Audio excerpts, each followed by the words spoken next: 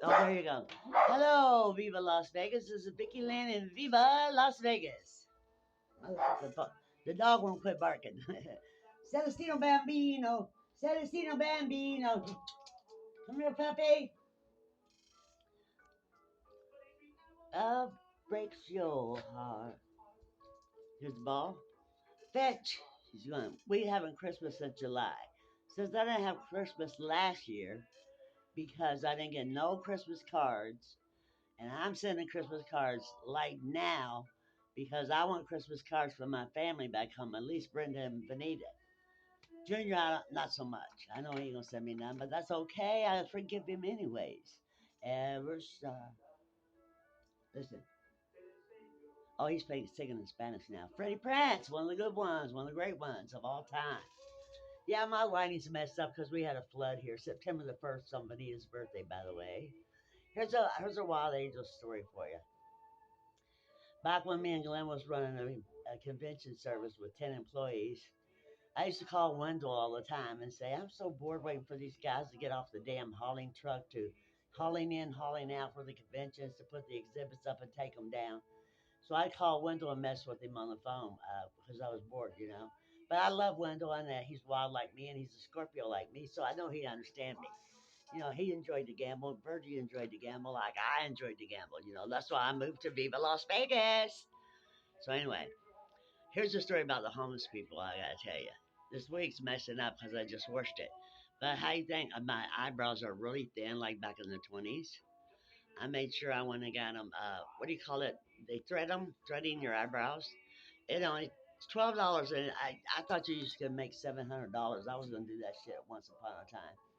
But anyway, I said, nah, fuck it. I've been in conventions forever. I'll sell lingerie. But I'd wholesale, sell at retail, and do shows all over town. And that's what I did until I got me a house in Rosarito, Mexico. Ended up burning it down, I think either 2005 or 2007. But this before I went over there and got the house, or after. After. So there was like about four homeless men in the neighborhood around Sand Hill and Twain. So I took them over to Hootsville. Hootsville is where I was helping 50 people by the railroad tracks, children and adults. Well, I'd go out there in a bikini. I was younger, like 40 years younger, and I'd go out there in a bikini and have the train drivers to throw water off the train. Cases of water for the people to drink. They'd throw four or five out there, and I'd love it. And I had a Lincoln Town Car, a red Lincoln Town Car at the time, with white leather seats. It was beautiful. I probably got about 18 flats going there. So that's not the story, though. I take four homeless people from my neighborhood out to Hootsville.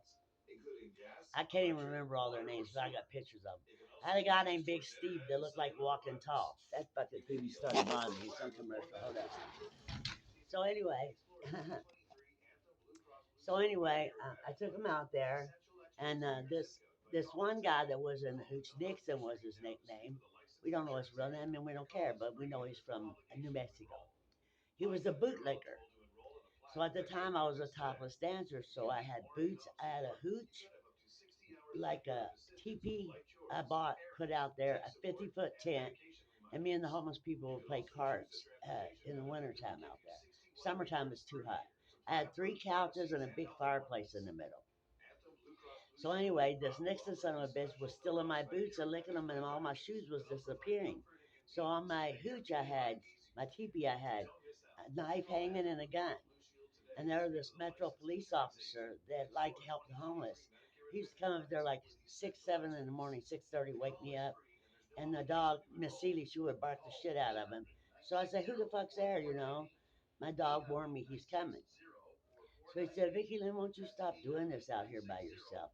Let me help you. Let's help the homeless together." Hey, let me tell you one thing, brothers and sisters. I ain't never dated a cop, and I ain't fixing to start the fuck now, okay? So this is definitely X-rated.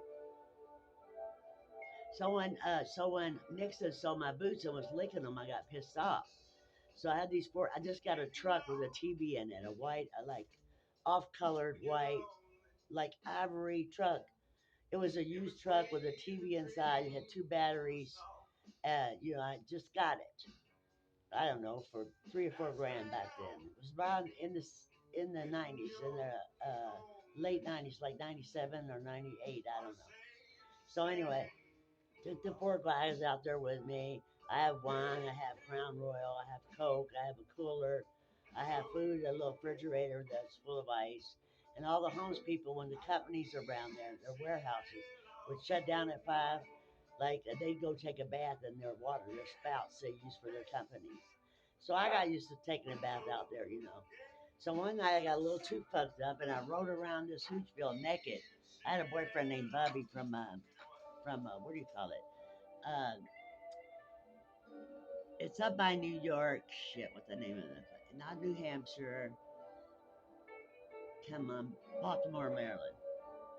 So Baltimore, and so he was a prison rat, and he was short, like I don't know, short gray hair, cute. I got pictures. I'll show you in another video. But Big Steve, when I was having the cookouts, I'd cook like ribs for the homeless people. I'd cook big bowls of soup, like a huge Italian silver pot, put it on the fireplace, cook up soup all day with a big lid on it with all the spices, garlic, uh, uh, what do you call it? Just see. See, I had a stroke last year and I recovered from it now. I had tunnel vision for 6 months. But I'm healing, but my speech ain't all the way there yet. But I had squash, like green squash, yellow squash, tomatoes, canned tomatoes. Put it in there, diced onions, like purple onions and yellow onions, and put it in the soup. All kinds of stuff, like noodles, like Mexican noodles that dries the liquid up. So then I put like crushed peppers in there to make it a little spicy. And we have a Bud Light out there, talk and pray, and I'd give all the homeless ones, my phone to call their parents, to call their children, to call wherever they're from. And I still have a good friend from there. David's his name. I ain't gonna say his last name because everybody wants to sue me and shit. And then Big Steve, who knows his name? I know he ain't took a bath in like 14 years, so his feet was all cruddy and shit. So one day I had a hair up my ass to take all the people, 50 people over there, to the house I have with Glenn and let them take a shower one at a time. And I put a big cooler, like, uh, a laundry thing like mom used to have guys when we were little, fill it with ice and Bud Light beers and Corona beers and every beer you could think of, Budweiser, Bud Light. I didn't like what was that shitty beer? Miller High Life. I used to drink that back home, but I just don't like the taste of it. By the river in a little tent. Whoa, fucking flies are driving me crazy. Celestino, my sidekick. Celestino, man, be jump up here, mama lap. Jump up here, come on. Good boy. Look at there. He a mama lap. He's a good boy. He's a mama boy. Here's the story, people. I'm getting him a wife so he can have me some babies before I move back to Rosarito, Mexico. Yes, I'm going back.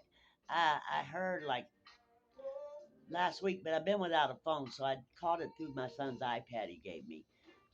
One of my compadres, which means godfather over there, the heavyset one passed away a couple years ago. And I want to ask you a question back home if y'all see this video. How did I know to come home when Wendell was passing away? I got there like 4th of July. I think he passed away in September. And then Vanita, my sister, she took care of the cousins when they're passing away. She's been godsend to all the family. And I was bugging her like a month ago saying, will you find me an apartment back there because I might move back home? And she said, okay, but you ain't going to be able to leave your son in Las Vegas. Oh, yes, I will. He's 30 years old. And I will go to Rosarito, Mexico, closer to here. So if he has a problem, I can fly here and be here in an hour from San Diego. So fucking flies are going crazy after we have floods. The flies are coming like maggots, man. But anyway, Louisville's like the wild, wild west now. So is Las Vegas. I live in a meth head territory. I feed the homeless kids, the ones I was feeding last year. One of them gave me the stroke. I have my walker and he pushed me. I have a neighbor as a witness. He pushed me backwards till my head bounced off the sidewalk. And I'm such a hard headed bitch that I had a big knot on the right side of my leg, as big as an orange. I'm not exaggerating in the least bit.